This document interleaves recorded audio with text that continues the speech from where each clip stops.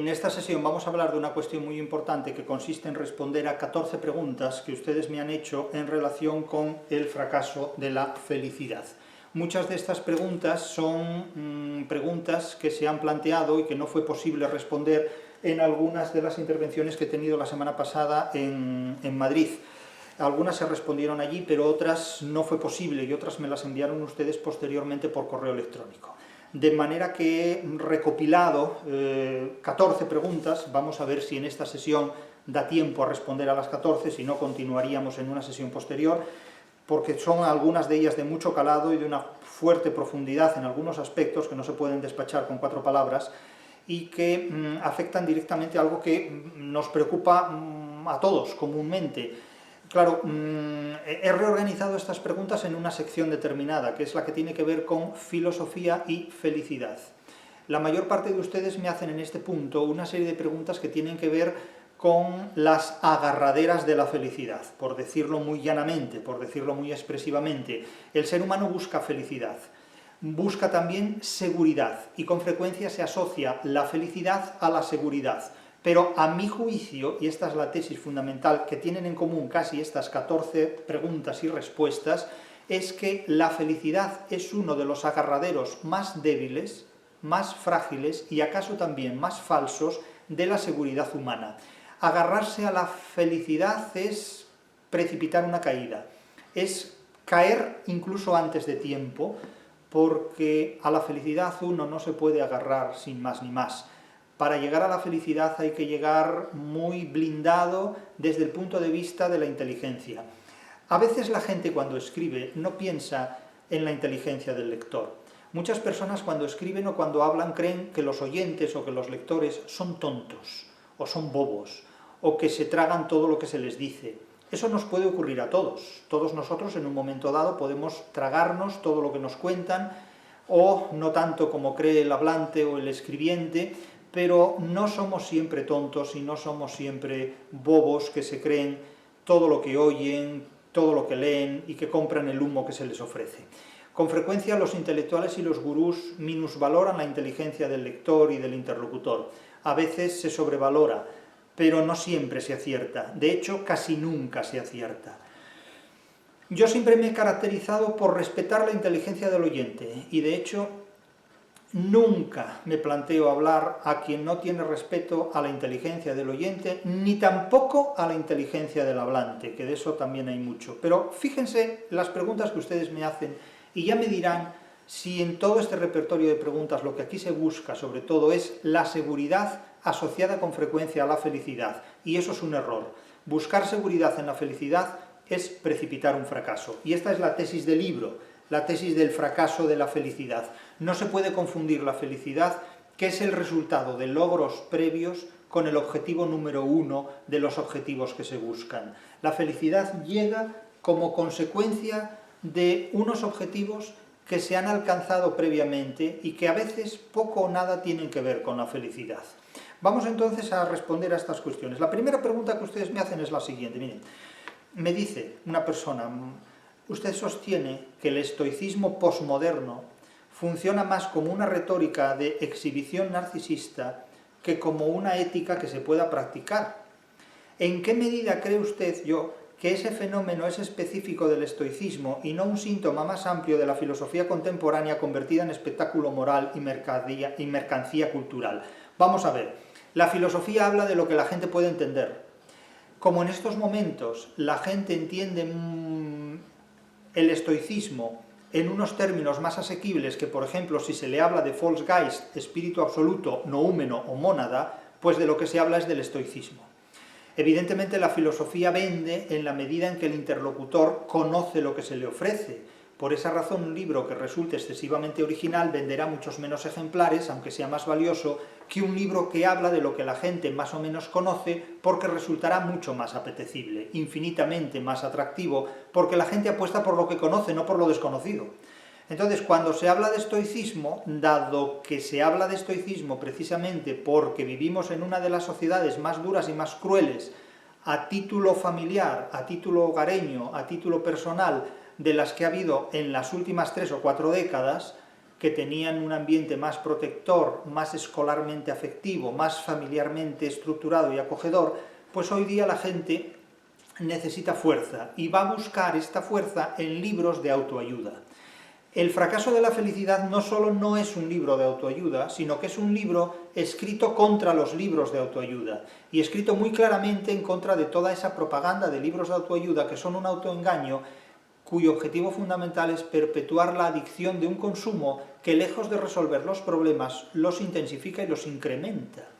Entonces, el estoicismo no se adquiere leyendo libros sobre estoicismo, del mismo modo que uno no se enamora leyendo libros de amor, ni novelas de amor. Es decir, la salud no se cura leyendo libros sobre la salud, sino aplicando un determinado tratamiento, que puede funcionar o no, según. Pues con el estoicismo ocurre lo mismo. Si el lector de libros de estoicismo lo que pretende es hacerse fuerte ante la realidad, lo mejor es que se enfrente a la realidad, pero que no se parapete tras la lectura de un libro de estoicismo que no resuelve absolutamente nada. Lo que resuelve los problemas es el conocimiento, pero no adoptar determinadas posiciones filosóficas ante ellos. Eso es completamente ridículo, si esa posición filosófica no va acompañada de un conocimiento. Por lo tanto, la mayor parte de la gente que habla de estoicismo no habla de estoicismo, sino que exhibe narcisistamente unos supuestos conocimientos sobre estoicismo que no resuelven ningún problema a nadie, en realidad. De tal manera que esas lecciones de estoicismo quedan convertidas en un espectáculo moral o en mercancía cultural, porque naturalmente el mercado envuelve con el papel del estoicismo humo, en muchísimos aspectos. Habría que ver cada caso puntual, pero en realidad, como se indica en el subtítulo del Carlino, en El fracaso de la felicidad, yo no vendo humo y usted no debería creer todo lo que lee, pero eso depende de cada persona, evidentemente. Lo que sí es cierto es que el estoicismo que hoy se vende tiene una finalidad mercantil, crematística, cuyo objetivo es hacer dinero, no tanto ayudar al lector a superar sus problemas personales. Eso es una cuestión completamente diferente. Segunda cuestión. Dice, en el capítulo 4 del libro El fracaso de la felicidad, insiste usted en que el estoicismo convierte la aceptación de la necesidad en una superioridad moral, es decir, el exhibir lo que uno necesita convierte a uno mismo en una especie de entidad moral superior. Y entonces me preguntan, ¿diría usted que esa actitud, hacer de la necesidad virtud, hacer virtud del fracaso de la impotencia, es el núcleo del estoicismo posmoderno y que ahí reside precisamente su éxito social y mediático en nuestra época? Sí y no, me explico. El estoicismo siempre ha vendido esa tesis, hacer de la necesidad virtud. Esa es la tesis del estoicismo, naturalmente revestida de supremacismo moral, de nobleza filosófica, de entereza de ánimo y de todo este tipo de paparruchas. Me parece muy bien. Pero el éxito social de esto lo da el mercado y un consumidor que cree que por leer libros de estoicismo va a ser más fuerte en la vida. Más fuerte en la vida eres estudiando algo que te proporcione un conocimiento para enfrentarte a la vida y poder comerte la realidad que en caso contrario te comerá a ti. Estoicos eran los mineros que picaban carbón en la mina a cientos de metros bajo tierra. Estoicos eran los marineros que pescaban o pescan bacalao en Terranova en unas condiciones climáticas y meteorológicas que no soportaríamos la mayor parte de nosotros. Estoicos son las personas que trabajan y que arriesgan su vida precisamente para que los demás puedan vivir a costa del trabajo que ellos ejercen. Y estoy seguro que la mayor parte de los mineros asturianos y de otras regiones del mundo que picaban carbón a cientos de metros bajo tierra no saben quién era Séneca ni supieron nunca lo que era el estoicismo y son el ejemplo de estoicismo fundamental. Es decir que ser estoico leyendo libros estoicos es la cosa más ridícula que puede haber, es una auténtica cursilería. El estoico no necesita leer libros sobre estoicismo, el estoico lo es. Y además, cuando alguien dice y se jacta de que es estoico, no nos dice absolutamente nada nuevo, porque para decir es que estoicos somos todos, o es que no tenemos que aguantar el problema de las enfermedades, el problema de las adversidades, el problema de hacer frente a los gastos antes de que al mes siguiente se pueda cobrar, eso los que cobran, porque hay gente que no recibe ningún ingreso y tiene que sobrevivir como puede. Entonces le van a enseñar a ser estoico a alguien que tiene que enfrentarse a la realidad. Eso es el estoicismo que predica el que no sabe de qué habla. Realmente. Ponte a trabajar y déjate de leer libros de estoicismo. Eso es lo que habría que... Eso es el principal libro de estoicismo. ¿Quieres ser estoico? Ponte a trabajar. Aguanta compañeros de trabajo, aguanta a un jefe, aguanta al cliente, aguanta al mercado, saca adelante una familia, cásate y ten hijos, y ya verás lo que significa enfrentarse a una realidad sin necesidad de andar leyendo cursilerías. Evidentemente. Ponte a trabajar, esa es la solución a todos los problemas. Y me dirán ustedes, es que no tengo trabajo. Ya lo sé, ahí está el problema, en que el sistema te priva de trabajo para que después tengas que andar buscando soluciones donde en realidad es imposible encontrarlas. Tercera pregunta. Dice, usted reduce el mapa de la lectura a 3 tipos de libros y sitúa la filosofía, la religión y la autoayuda en el terreno de las ocurrencias. Sí, es cierto que hago eso. Y me preguntan, claro, ¿qué criterio utiliza usted para establecer esa jerarquía? ¿Y hasta qué punto cree usted que el lector actual, contemporáneo, que usted llama posmoderno, busca soluciones ideales precisamente porque rehúye el examen que imponen y que exigen, según usted, la ciencia y la literatura? Vale. Es cierto que para mí hay 3 tipos de libros, que son los libros sobre ciencia, los libros científicos, los libros de literatura o sobre literatura y los libros de ocurrencias.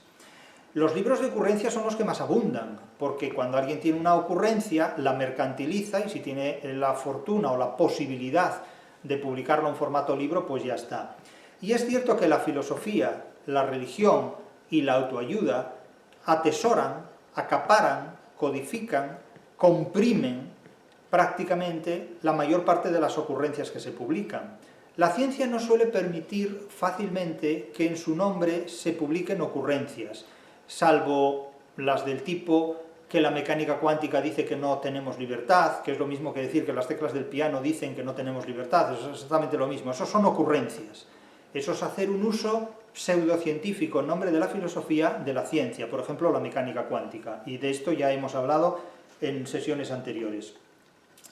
Pero es que si la gente que compra un libro para incrementar sus conocimientos se encuentra con ocurrencias, dejará de leer el libro o se sentirá decepcionado por él. Porque si resulta que un libro dice cosas menos inteligentes que las ocurrencias de nuestro vecino de al lado, pues para eso preferiremos hablar con nuestro vecino de al lado que leer ese libro. Y muchos libros, y muchos artículos de opinión, y muchas cosas que se difunden escritas por internet, son meras ocurrencias, completas ocurrencias que la gente tiene y que no resuelven absolutamente nada. Entonces, claro, ¿qué criterios utilizo yo para establecer esta clasificación o esta jerarquía? Pues el criterio de valorar las ideas, es decir, ¿qué es lo que me dice un libro cuando lo leo? ¿Qué aprendo cuando leo un libro? Porque si resulta que lo que el libro me dice es una ocurrencia que ya me cuenta el vecino de al lado, para eso no necesito ir a una biblioteca.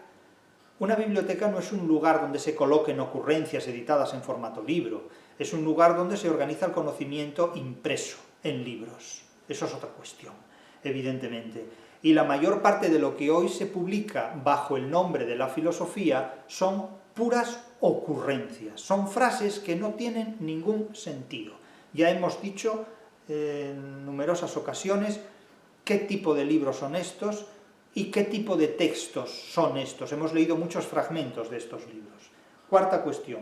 A lo largo de su libro El fracaso de la felicidad, usted identifica la filosofía con una forma sofisticada de sofística. Fíjese usted que en la pregunta hace una paronomasia o agnominación, una forma sofisticada de sofística, esto es redundante, lo cual quiere decir que la sofisticación siempre es fruto de una sofística, de un artificio, y que identifica usted también la filosofía con la gestión narcisista de las creencias. Es muy cierto esto. La gente se viste de filósofo y con esto cree que habla subido a una tarima, subido a una peana. Y en realidad filósofos somos todos, porque todos decimos cosas que son más o menos sofisticadas o más o menos ocurrentes, pero no necesariamente por sofisticadas son inteligentes. Y entonces me preguntan, ¿cree usted que la filosofía está condenada a ese retraso respecto a la realidad? ¿O cree usted que la filosofía tiene alguna posibilidad, aunque sea excepcionalmente, de no caer en una religión laica ni en un autoengaño moral? Hombre, evidentemente tiene todas las posibilidades del mundo. Lo que ya no sé es si el filósofo de turno conoce esas posibilidades. La filosofía tiene todas las posibilidades. El que no tiene las posibilidades es el filósofo. Es el que habla en nombre de esa filosofía, que probablemente suele ser alguien que limita las posibilidades de aquello a lo que se refiere. Entonces, claro, es cierto que la literatura habla de sí misma mejor de lo que la filosofía habla de la literatura, porque la literatura se conoce mejor a sí misma de lo que la conoce la filosofía. La filosofía, cuando habla de literatura, habla con muchos prejuicios y con muchas limitaciones. Entonces, claro, ¿puede la filosofía hablar de algo que no sea política, que no sea religión y que no sea autoayuda? Pues lo veo bastante difícil, porque la filosofía, cuando habla de algo, siempre habla de política, habla de religión o habla de autoayuda.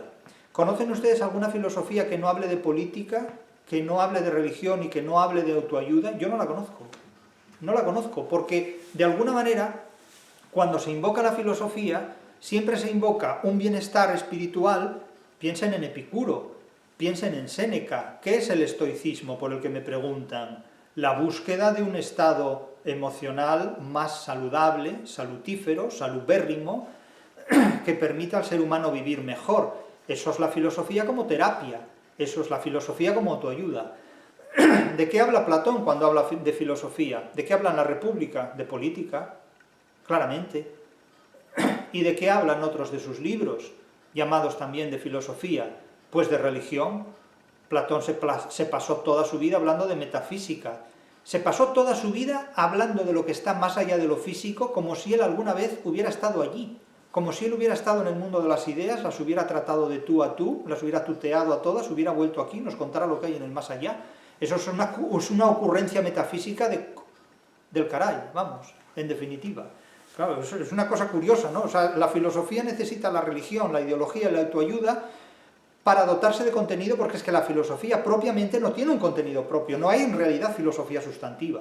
La sustancia de la filosofía está en otros ámbitos de la realidad, de los cuales la filosofía es parásita, porque la filosofía siempre es genitiva de algo.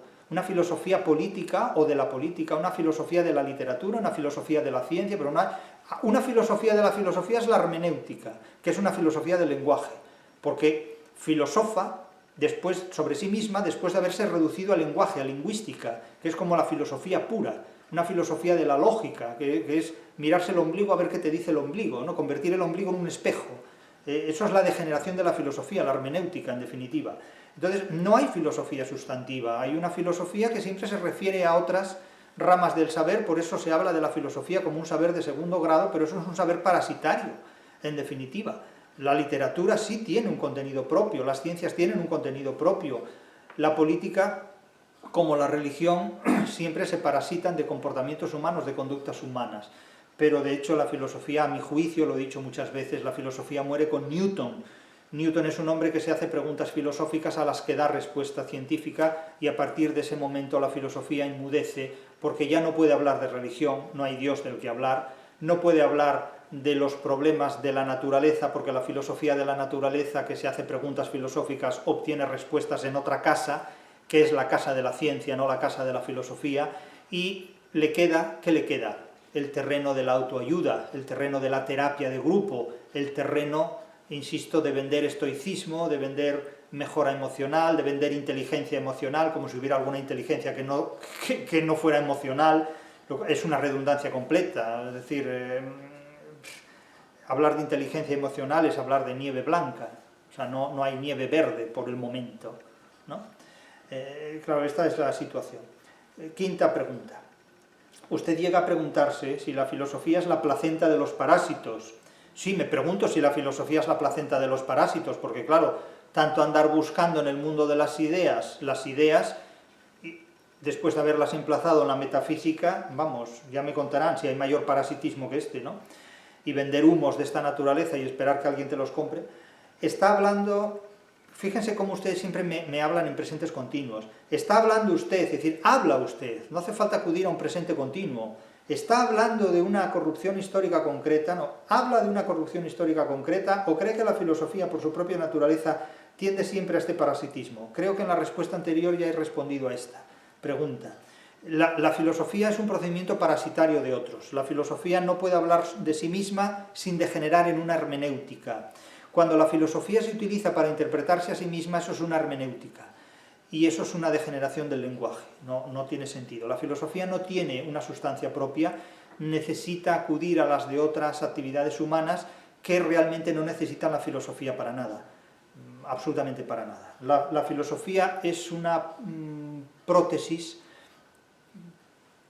innecesaria en muchísimos aspectos, o es una prótesis que ha perdido la apódosis, en realidad, si lo expresamos en términos lingüísticos de una oración condicional o concesiva. Sexta cuestión. En su crítica a los filósofos e intelectuales como colaboradores del poder, ¿queda algún lugar para una figura intelectual que no sea decorativa o neutralizadora, o considera que esa figura intelectual ya es un mito moderno? Vamos a ver, yo he sido siempre muy crítico con los intelectuales, pero es que los intelectuales, como se ha dicho ya casi hace 100 años, nos han traicionado a todos. Los intelectuales fingen estar contra el poder cuando en realidad no están nunca contra el poder. Hablan desde el poder contra un poder caduco o vulnerable. Los intelectuales jamás se enfrentan violentamente, directamente, a un poder superior a ellos, si no lo hacen desde una contrapartida que estiman igualmente superior. A veces se equivocan y lo pagan caro, lo pagan con la vida, pero el martirio es una de las formas de suicidio autorizadas por las religiones y por el supremacismo moral de las ideas. Hay gente que puede dar la vida por sus ideas y eso la convierte a esa persona en un mártir del supremacismo moral. Pero los intelectuales y los filósofos son, en la mayor parte de las ocasiones, colaboradores acérrimos del poder, feroces de un poder, y suelen estar muy bien subvencionados por ese poder. De tal manera que es muy dudosa la veracidad de sus palabras, difícilmente pueden asverar, difícilmente pueden acreditar lo que dicen más allá de sus oyentes. Algo muy característico de filósofos e intelectuales es dirigirse a un público culturalmente inferior a ellos, es decir, a un público al que puedan seducir con el manejo de ideas que ese público desconoce. De hecho, cuando dos intelectuales se encuentran suelen repelerse, suelen discutirse mutuamente y suelen competir. Los intelectuales se relacionan entre sí solamente para competir por un público, pero no porque tengan relaciones de alianza. Los intelectuales entre sí constituyen una familia de Judas, es decir, pretenden traicionarse los unos a los otros a la menor ocasión para ver quién se puede ofertar como mejor postor mercantil a un público al que atender. Desconfíen de los intelectuales porque, ya digo, los intelectuales solo se relacionan entre sí para competir por el mismo público y tratar de alguna manera de vencer cuánticamente, mercantilmente en este caso, al intelectual vecino. Por tanto, la relación de los intelectuales entre sí suele ser siempre una relación muy hostil, muy celosa, como la que mantienen los propios colegas. Ya saben ustedes ese chiste malo que decía que el profesor universitario era tan feliz que Dios creó al colega, y entonces ya el profesor universitario dejó de ser feliz. Lo mismo les ocurre a los intelectuales. Los intelectuales solo se relacionan entre sí para competir por un público, y en esa lucha feroz se hacen y deshacen entre bastidores todo lo que pueden. De cara a la galería pueden representar su papel, pero yo les aseguro que los intelectuales se traicionan entre sí con una facilidad sorprendente y, por supuesto, traicionan a su público cuando un público de mejor postín económico les ofrece más posibilidades. Los intelectuales, en definitiva, son las rameras del poder. Esa es la pura verdad. Se venden y se compran con dinero como se vende y se compra casi todo, excepto el amor. Es algo que se sustrae, a veces incluso por encima de la salud, al poder del mercado, al poder del dinero. Séptima cuestión.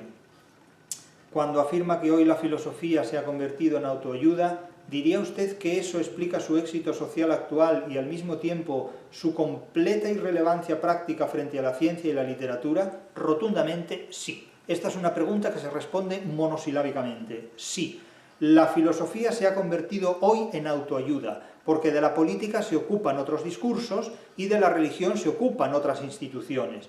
Entonces a la filosofía solo le ha quedado el terreno de vender humo, el terreno de la autoayuda, y acude a los estoicos o acude a los epicúreos, más a los estoicos, que suenan más que los epicúreos, más a Séneca que al propio Epicuro, etcétera, etcétera. Pero la ciencia y la literatura exigen otras soluciones y se fijan en otros problemas, en problemas que van mucho más allá de lo que es un mero estado de ánimo. Octava cuestión. Si, como usted sostiene, la filosofía es una forma parasitaria de discurso que acaba siempre en religión, ideología o autoayuda, ¿por qué escribe este libro? El libro del fracaso de la felicidad, o el libro de una filosofía para sobrevivir en el siglo XXI. Y no se limita a la ciencia o a la literatura, que usted presenta como ámbitos no parasitarios. Esta es una de esas preguntas que tratan de cuestionar precisamente los planteamientos propios. Pero es que la respuesta es muy sencilla, es que la respuesta es elemental. Las preguntas provocativas son las que tienen las respuestas más fáciles de dar, realmente. En primer lugar, yo ya me he ocupado y me ocupo de la ciencia de la literatura. Por lo tanto, no es que me limite a la ciencia de la literatura. Yo ya he escrito una obra como La crítica de la razón literaria en 25 tomos, 25 volúmenes a lo largo prácticamente de 25 años, donde expongo lo que es la ciencia de la literatura y donde hablo de la teoría de la literatura como la ciencia de los materiales literarios. Claro, me dicen, es que usted tiene una teoría literaria materialista. Es que no hay teorías literarias que no sean materialistas, porque la literatura es una materia que exige análisis conceptuales. Claro, el que tiene una teoría de todas las cosas que no es materialista es Platón, que vivió en el mundo de las ideas, en la metafísica, y conoce lo que hay en el más allá sin haberlo pisado nunca.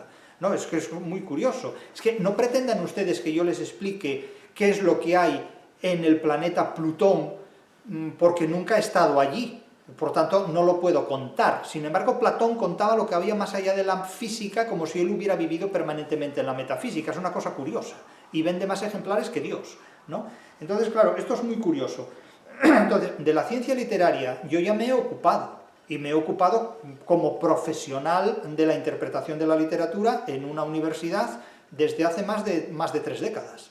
Por lo tanto, con eso ya he cumplido y sigo cumpliendo. Sigo ocupándome de la interpretación científica de la literatura bajo el ámbito categorial de la teoría de la literatura. Ahora bien, ¿por qué escribir este libro en forma de ensayo filosófico cuando yo discuto la filosofía como un saber parasitario? Pues porque la filosofía, querido amigo, tiene 6 acepciones como término y remite no simplemente a un conjunto organizado de conocimientos del que se desprende una relación del ser humano con la realidad, sino que también remite a un conjunto sistemático de saberes organizados doctrinalmente, como puede ser el sistema de pensamiento de Kant, de Hegel o de Spinoza, o de Nietzsche, si es que tiene sistema semejante calamidad.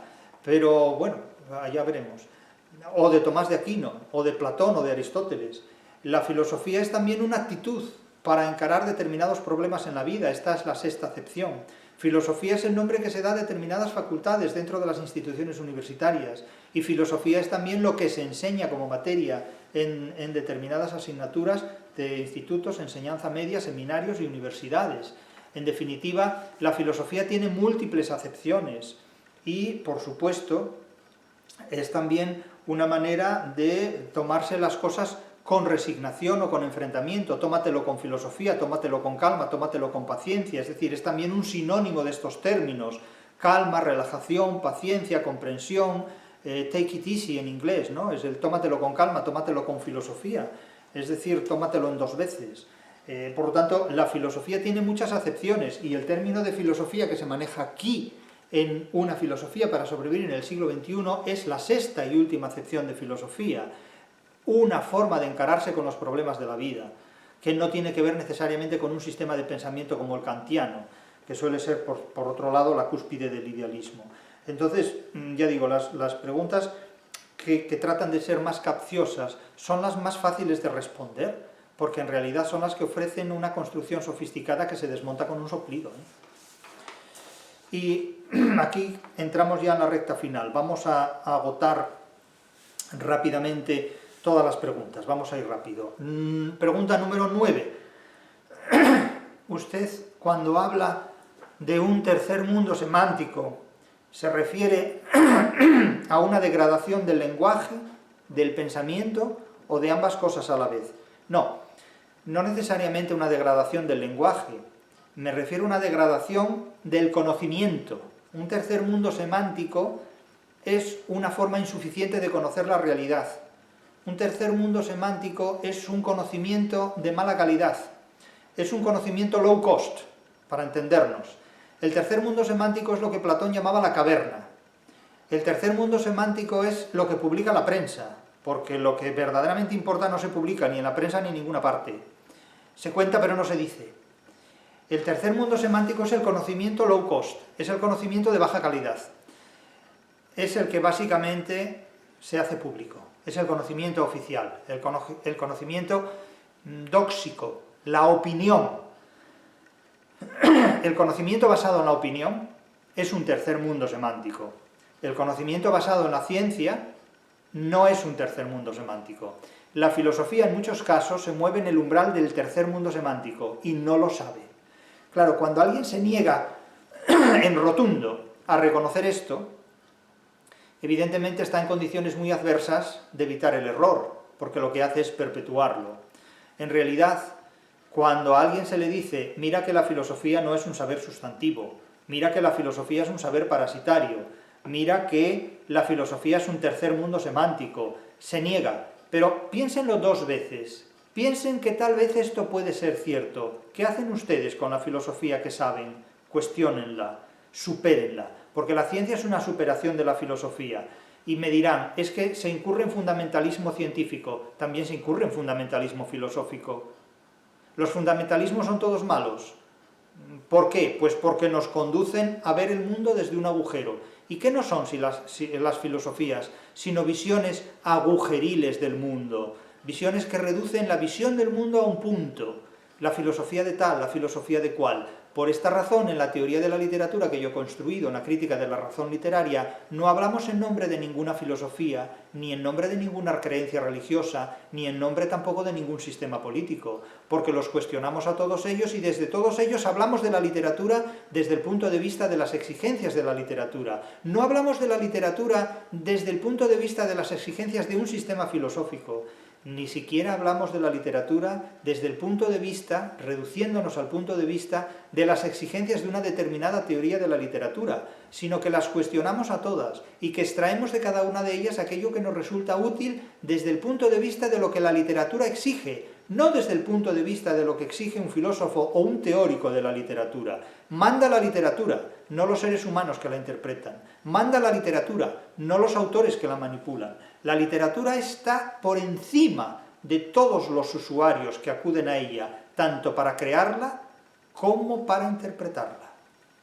Por lo tanto, no interpretamos la literatura desde el punto de vista de las exigencias de la filosofía o de la ciencia. Explicamos la literatura desde el punto de vista de las exigencias de la literatura. ¿Y cuáles son? Eso lo dice la propia literatura. Lean ustedes el Quijote y pregúntense si ustedes si el Quijote permite un análisis del wolframio o si permite y exige un análisis filológico. Eso ya lo dice la propia literatura. Todo lo que hay que saber lo dice la propia literatura. Por lo tanto, el tercer mundo semántico es simplemente conocimiento low cost. El conocimiento posmoderno, sobre todo, es una fábrica de tercer mundo semántico. 10. Usted sostiene que filosofía, religiones e ideologías producen sumisión y enemistad con la libertad ajena. ¿Qué señales concretas le permiten reconocer que alguien ya vive instalado en ese autoengaño? Lo que lee. Pregúntenle a ustedes qué libros lee una persona. Pregúntenle ustedes a una persona qué libros lee. Y con eso ya les habrá dicho todo acerca de sí mismo. Porque claro, no es lo mismo leer a Chul Han que leer a Cervantes. Evidentemente, cuando alguien declara la lista de lecturas que ha llevado a cabo en los últimos 12 meses, ya les informa acerca del coeficiente intelectual del que dispone. Claro, alguien que lee las coplas de Jorge Manrique no es lo mismo que diga que lee al que les acabo de mencionar, evidentemente. Entonces, basta preguntar a una persona qué libros ha leído usted en los últimos 12 meses para saber perfectísimamente lo que esa persona tiene en la cabeza. Las lecturas que hacemos delatan nuestra inteligencia. ¿Cuántas personas leen el Quijote? Pues seguramente que no serán las mismas que leen a Chul Han, porque a Chul Han lo leen muchísimos más que a Cervantes. Pregúntense por qué. Entonces, ¿qué señales concretas permiten medir, digamos, La capacidad de la libertad humana, pues las lecturas que uno tenga, los libros que uno lea, las lecturas que uno tiene, evidentemente. Porque si uno lee mucho de filosofía, de religión y de ideología, es porque le importa poco la libertad. Porque la filosofía, la religión y la ideología se orientan sobre todo a limitar la libertad ajena, no a ampliar la libertad propia. La libertad propia se amplía leyendo ciencia y literatura. La filosofía, la religión y las ideologías te enseñan sobre todo a limitar la libertad ajena, pero no a desarrollar la libertad propia. Son posiciones muy diferentes. Pregúntenle a alguien qué es lo que ha leído y lo sabrán todo acerca de él. Pregúntenle a alguien por lo que sabe de literatura y tendrán la perfecta radiografía del coeficiente intelectual de esa persona. La literatura es un test de inteligencia, es el más potente de los test de inteligencia. Lo demás son libros de ocurrencias, excepto los de ciencias. Pregunta número 11. Distingue usted en su libro, en El fracaso de la felicidad, entre comunicadores y maestros. Ni siquiera hablo de profesores, hablo de maestros y comunicadores. Podría hablar de gente que sabe y de charlatanes, pero vamos a hablar de comunicadores y de maestros. Y me preguntan, esto es gracioso, ¿qué cree que se ha perdido exactamente para que hoy sobren comunicadores y casi no haya maestros? Bueno, pues miren, les voy a hablar con franqueza. Lo que se ha perdido ha sido inteligencia y originalidad. Porque un maestro, un profesor, alguien que enseña, es alguien que tiene inteligencia y que la usa de manera original. Son dos cualidades, la inteligencia y la originalidad. No basta con ser inteligente, inteligente hay mucha gente. Yo tengo muchos vecinos inteligentes y astutos. Tengo muchos colegas y amigos y familiares y personas y seres queridas inteligentes, pero no todos saben ser originales. Y todos conocemos a personas que son muy originales, pero de inteligentes tienen muy poco. Porque cuando la originalidad se desarrolla de espaldas a la inteligencia, acabamos en la sala de espera de un psiquiatra. Cuando la originalidad se desarrolla de espaldas a la inteligencia, solemos acabar en la sala de espera de un psiquiatra. Acudan ustedes a lugares así y verán que ahí tienen argumentos para escribir muchas novelas. Cervantes no acudió a la sala de espera de un psiquiatra para encontrar materiales que le permitieran escribir el Quijote, pero les advierto que Cervantes era hijo de un cirujano. Un cirujano en la época es alguien que practicaba sangrías o se dedicaba al ejercicio de la barbería, es decir, a pelar las barbas a la gente y a practicar sangrías y curas.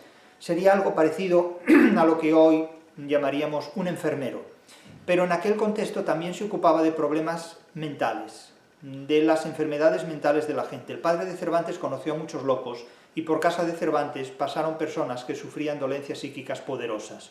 Y de ahí saca Cervantes mucho material para escribir el Quijote. Quiero decir que si Cervantes viviera hoy, asistiría diariamente a la sala de espera de un psicólogo y allí hablaría con la gente que está esperando consulta. Y ahí encontraría muchos materiales para escribir obras literarias. Así es como sale el Quijote. El Quijote sale de los talleres, sale de los astilleros, de la sala de espera de un psiquiatra del siglo XVI, para dar cuenta de ello en el siglo XVII. Entonces, ¿qué es lo que caracteriza a los maestros frente a los charlatanes, frente a los comunicadores? Disponer de una inteligencia original, no solo de una inteligencia, sino de originalidad. Los maestros, los que saben y saben enseñar, disponen de una inteligencia original. Eso es un maestro. Lo demás es otra cosa. Pregunta número 12. Usted afirma que el grupo es el escondite del fracaso y que la pertenencia gremial niega la libertad individual. Sí, el grupo, la secta, por así decirlo vulgarmente, es el sucedáneo de una sociedad.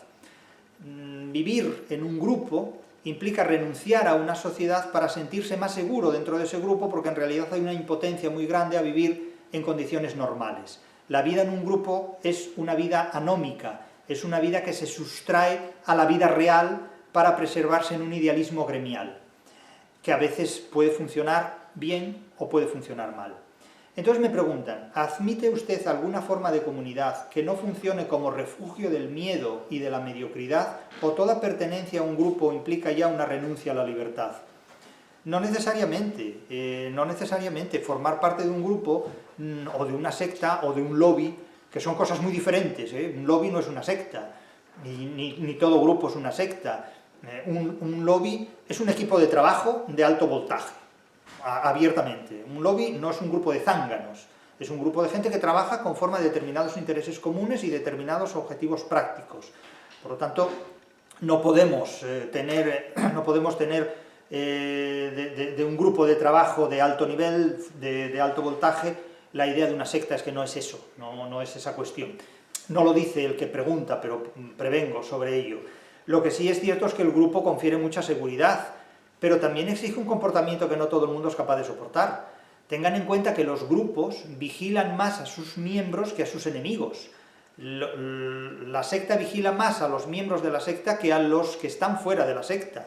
Por lo tanto, cuando alguien se integra en un grupo debe saber que lo hace con muchas más consecuencias de las que inicialmente figuran en el contrato. Entonces, mucho cuidado. ¿Que toda pertenencia a un grupo implica una renuncia a la libertad o no? Depende. A veces integrarse en un grupo proporciona unas libertades y unas posibilidades que fuera del grupo no se tienen. Claro, es que esto depende. Es que cada persona sabe lo que gana y lo que pierde integrándose en un determinado grupo. No es lo mismo entrar en un convento de clausura a los 20 años de edad que entrar en un lobby internacional a los 40. Claro, es que eso depende de cada persona y cada cual es muy libre de seleccionar y de escribir y de elegir y de optar por lo que estime oportuno. Pero no se puede condenar el grupo por el hecho de que tenga una determinada característica en su forma de actuar respecto al resto de la sociedad. Hay grupos que son sociedades muy sofisticadas y muy competentes y gracias a ellos el resto de la sociedad se promueve y se beneficia y se desarrolla. Toda multinacional no deja de ser un grupo, no deja de ser un gremio unido por objetivos laborales, que después, fuera del horario y del calendario laboral, pues cada persona organizará su vida como quiera. Pero cuando hablamos de grupos hay mucho de qué hablar antes de que determinar absolutamente nada. Pregunta número 13. Cuando habla del narcisismo del fracaso y de la felicidad como algo que es menos útil que el conocimiento, claro, esto se dice porque yo he dicho que el conocimiento es más útil que la felicidad.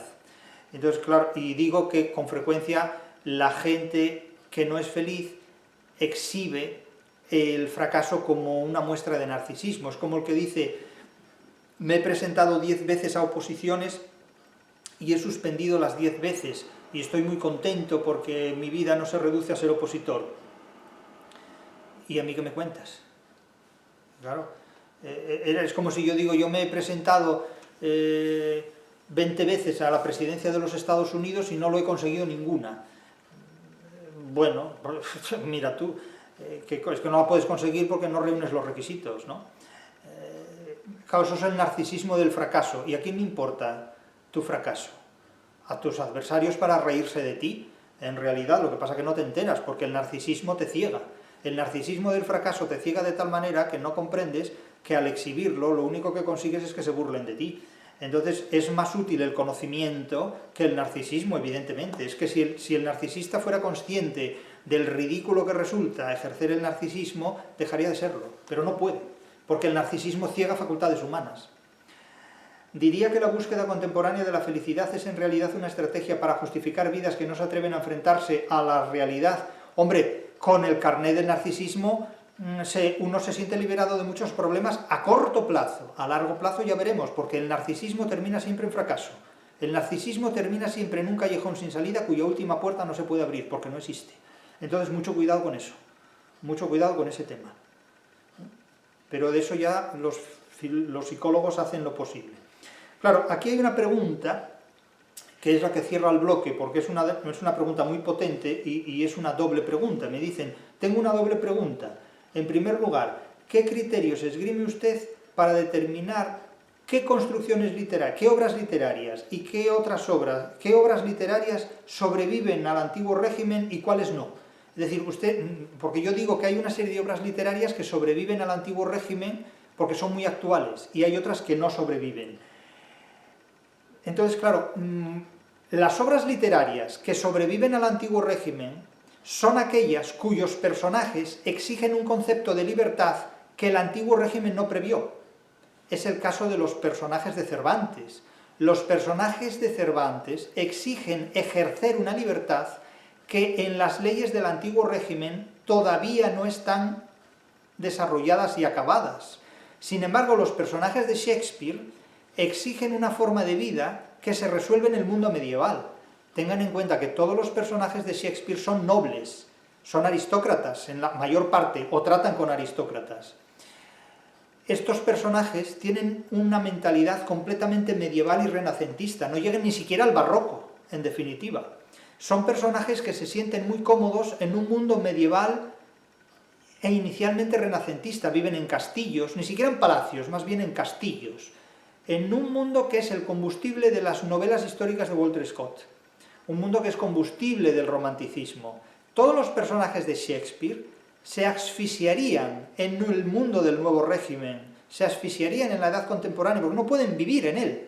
Sin embargo, todos los personajes cervantinos podrían dirigir perfectamente un mundo contemporáneo. Un mundo como el del siglo XX o el XXI es un mundo donde Maritornes, donde Sancho Panza, donde don Antonio Moreno, donde la pastora Marcela podría vivir perfectamente, porque exigen una combinación de libertad que no se daba en el antiguo régimen. Desde luego los personajes de Shakespeare se sentirían incomodísimos completamente en el siglo XXI, porque no encontrarían una legislación que amparara sus deseos de organización vital. Por eso digo que, ¿qué tipo de libertad necesita un ser humano para vivir? ¿Qué tipo de leyes exige un ser humano para vivir? Esa es la respuesta que permite distinguir la libertad que exige un personaje de Cervantes frente a la libertad con la que se satisface un personaje de Shakespeare que tiene una mente completamente medieval, pero absolutamente medieval. El propio Don Quijote es un personaje que finge tener unas ideas medievales cuando, sin embargo, busca vivir en un mundo moderno. Porque para Don Quijote el mundo medieval es simplemente una decoración para despistar y tomar licencia que le permita ejercer una libertad absolutamente incompatible con todas las épocas, excepto con la presente. Esa es la razón que permite distinguir las obras literarias que quedan ancladas en el antiguo régimen de las modernas, de las que exigen la vida moderna. ¿Qué tipo de leyes necesita usted para organizar su libertad? Los personajes de Shakespeare se van a la Edad Media, los personajes de Cervantes se van al siglo XXI. Por eso digo que la generación cervantina, la generación de los nacidos en la primera década del siglo XXI, se enfrenta a un mundo muy comparable al de Cervantes. Esa es una generación a la que la anglosfera, la cultura anglosajona, ha tratado de cachapear con el hierro de la marca alfa, los llama generación alfa. Es en realidad una generación cervantina, porque se enfrentan al mundo al que se enfrentó Cervantes, determinado por las 3 Ds, el desengaño, la decepción y ¿qué? El desengaño, la decepción y la gran atrocidad que supone la peor de todas las frustraciones, la desilusión, el fracaso de la felicidad. En el desengaño se resume casi todo, pero desde luego la decepción y la desilusión es el complemento de esa triple D que determina a esa generación enfrentada con este mundo tan cervantino. No permitan que los capacheen, el capacheado es la marca del ganado con un hierro alfa, no, es la generación cervantina. Y la segunda pregunta que me hace desdoblada esta persona es la siguiente. De sus lecciones y de sus escritos interpreto que ve en la filosofía escolástica de la Contrarreforma y en la Escuela de Salamanca una razón aurisecular barroca muy importante. Sin embargo, sus posiciones abiertamente contrarias a la religión, en principio, son difíciles de conciliar con la escolástica. Usted critica a quienes pretenden hacer una interpretación literaria sin literatura. ¿No correría usted el riesgo de incurrir en un error análogo al proponer una razón escolástica sin Dios, esto es, sin su categoría ontológica fundacional? Bueno, aquí hay varias cosas mezcladas. Evidentemente no se puede interpretar literatura sin literatura, no se puede interpretar la literatura de espaldas a la literatura. Yo he dicho muchas veces que no se puede ejercer una teoría de la literatura sin la literatura, porque se suprime el genitivo del contenido, el genitivo de contención. Es decir, si hacemos una teoría de la literatura sin literatura, no hacemos teoría de la literatura, hacemos otra cosa. Pero, claro, usted me dice aquí, si usted rechaza la religión, ¿cómo puede admirar la filosofía escolástica? Es que son cosas completamente diferentes.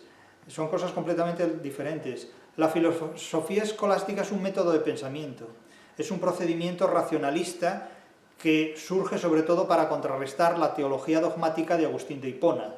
La teología dogmática de Agustín de Hipona antepone sobre todo la fe a la razón y considera que la fe está absolutamente por encima de la razón, de manera que la fe no se puede cuestionar por la razón queda supeditada a la fe. De ahí surge Lutero, de ahí surge que yo te creo, sin necesidad que me demuestres nada, yo te creo. El yo te creo, sin necesidad de que tú me digas más, es anteponer la fe a la razón, la creencia a la evidencia, a la demostración de los hechos. De tal manera que yo presumo que tú tienes razón porque te creo, porque tengo fe en ti, y eso me basta. Eso es el planteamiento de Agustín de Hipona, que es el planteamiento que va a seguir Lutero, el fundador del protestantismo, que considera que la razón es la mayor puta que tiene el diablo. El diablo es el Papa y la mayor ramera que tiene el diablo es el pensamiento racional, porque Lutero apuesta por la fe por encima completamente de la razón. Pero frente a esta postura de Tomás de Aquino, de Agustín de Hipona y de Lutero está Tomás de Aquino. Tomás de Aquino plantea una escolástica donde la fe es fundamental, pero tiene que dar cuenta de ello a la razón. La fe que no se pueda explicar racionalmente no tiene valor. Y esto es algo muy importante. Yo te creo, pero tú me tienes que demostrar que tu creencia tiene fundamento racional, porque si tu creencia no tiene un fundamento racional, tú me estás mintiendo. ¿No? Y eso es algo que desde la mentalidad de Tomás de Aquino, que es de la que el catolicismo sigue alimentándose, frente a la del protestantismo. El protestantismo es la fe por encima de todo. El catolicismo es la fe sí, pero razonada, fundamentada racionalmente, la fe demostrada. Y me dirán, no, es que si la demuestras no vale. Pero el católico, de la mentalidad de Tomás de Aquino, te va a decir, yo te creo, pero tú me tienes que demostrar que lo que dices es cierto. Yo te creo, pero tú me tienes que demostrar que no me mientes. Esa es la gran diferencia. Yo te creo, yo sí te creo, pero demuéstrame que lo que dices es cierto. Demuéstrame que no me mientes. Eso es el planteamiento de Tomás de Aquino. Entonces, claro, no es que yo... Claro, usted me dice aquí, posiciones abiertamente contrarias a la religión. Mis posiciones no son contrarias a la religión, son contrarias al irracionalismo. Cuando la religión es irracional, no se puede aceptar, porque el ser humano no puede trabajar con ideas irracionales, aunque estén dadas en nombre de la fe, en nombre de un supremacismo moral, porque cada uno tiene sus creencias, pero no me mientas. O sea, mientras tus creencias no me mientan, las puedo compartir, pero si tus creencias son una mentira, la mentira es la negación de un mundo compartido.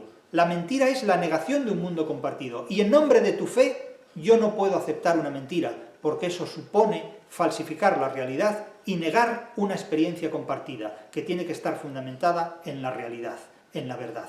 No podemos vivir en un mundo donde las filosofías idealistas conviertan nuestra experiencia de la vida en un hecho incompatible. No podemos ser incompatibles con la realidad en la que vivimos. No podemos ser incompatibles con nosotros mismos ni con los demás. Y la mentira introduce sobre todo una relación de incompatibilidad con el prójimo. La mentira es la negación de la alianza. No vales más por compartir una fe basada en una mentira. Esa es mi tesis. Por lo tanto, Dios no tiene nada que ver en esto. El mentiroso no puede hacerlo nunca en nombre de ningún Dios, ni en nombre de ninguna supremacía moral, porque la moral que se hace valer en nombre de la mentira desacredita a quien la pronuncia y a quien sin razones cree en ella.